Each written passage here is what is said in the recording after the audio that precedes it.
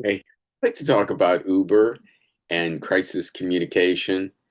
I recently read an investigative report by Emily Still for the New York Times, and it had elaborated on many things that have been written about Uber over the years regarding their business model, uh, how safe Uber is, their quest for growth, pending lawsuits.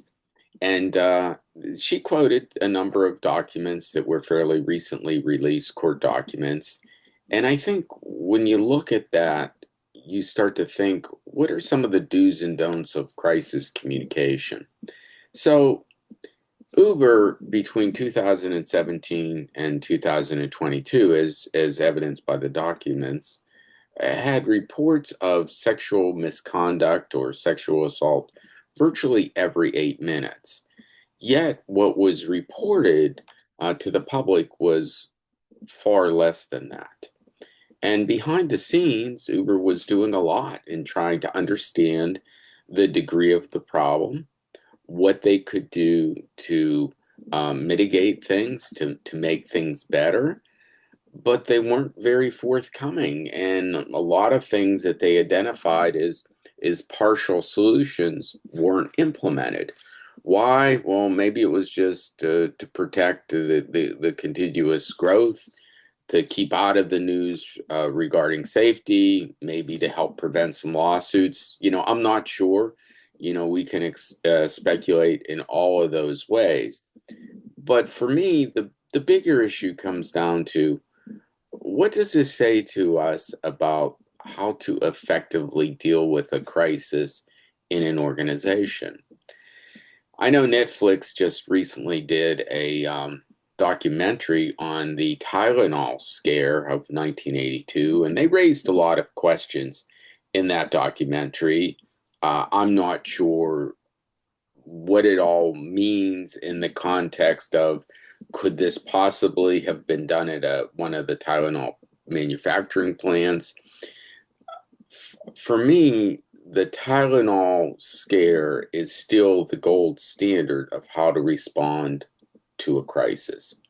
Johnson and Johnson obviously is the maker of Tylenol, and in 1982 they were number one pain relievers.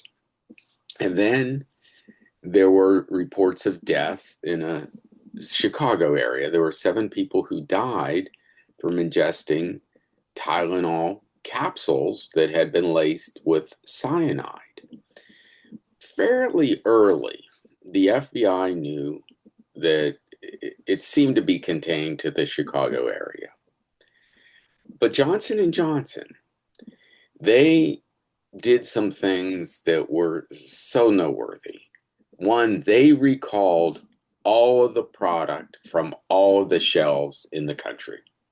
Complete recall of Tylenol products. They ceased all advertising. They bought time on the network so the CEO of Johnson and Johnson could speak directly to the American people to talk about what Johnson and Johnson was doing about this crisis. Now, this could have been done to anyone. Assuming it wasn't done at a plant, a Tylenol manufacturing plant. I think there's a good case to be made that it wasn't that way, but it was somebody. I mean, keep in mind, back in 1982, you could just open a bottle of Tylenol in a store. You could steal it. You could take capsules back with you. You could just taint capsules with cyanide at home, then open a bottle at a drugstore and put those capsules in. We didn't have the kind of packaging that we do today that helps prevent that, the tamper proof. And that was partially an outcome of this scare when Johnson and Johnson did, reintroduce Tylenol. But they took the Tylenol off the shelf. And it was a long time before they advertised again, knowing that the American public, they were afraid. But what it tells us is that in these kind of situations, even if you're not, quote, responsible, you take responsibility for helping to solve the problem. You hold yourself to a higher standard. You hold yourself to a level of accountability that maybe allows you to go above and beyond at tremendous cost. And it was a tremendous cost to Johnson and Johnson to pull all of that, all of the Tylenol product off the shelves. In a year, though, after they had reintroduced, they were back to the #1 spot. There was renewed confidence when they did reintroduce it through a marketing campaign and coupons to folks. People started to slowly feel more comfortable. Plus, you now had some tamper-proof packaging. But it reminds us that you need to take control of these narratives. You need to be out in front of the crisis, not behind it. After you identify who the key stakeholders are, who you have to get the messages to, you have to develop the key messages that really address what happened, what you're going to do about it, and how what you're doing is going to prevent these kinds of things from happening again. That's what people want to know. And that means being as transparent as possible, being as timely with information as you can, and keeping the dialogue, keeping the information flowing. You can't hide behind this stuff sometimes for years and expect it to go away. It just gets worse and makes it more difficult for you to address the crisis. Your credibility starts to go down. I know the folks that helped Johnson and Johnson's through this, they would talk about there being a golden hour, there being sort of a time frame that an organization has to act within if they're going to take control of the narrative, if they're going to start to regain the trust of their consumers, their clients in the near term. And if you let things go beyond that hour, you are running the risk that you may never have those folks return. Now, Uber has, obviously revolutionized transportation in many, many ways.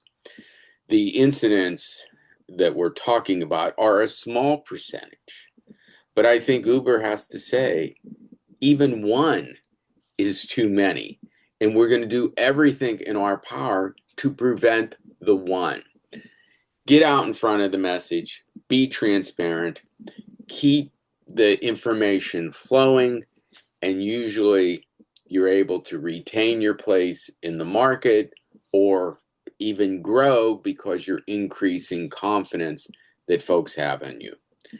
Crisis communication is difficult.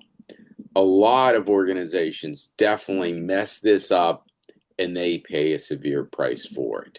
Hopefully, those of you that are in any position to influence crisis communication in your organization will keep some of the golden rules in play. Know your stakeholders, know your key messages, take responsibility for solving problems, even if it's not your fault. Keep the information flowing.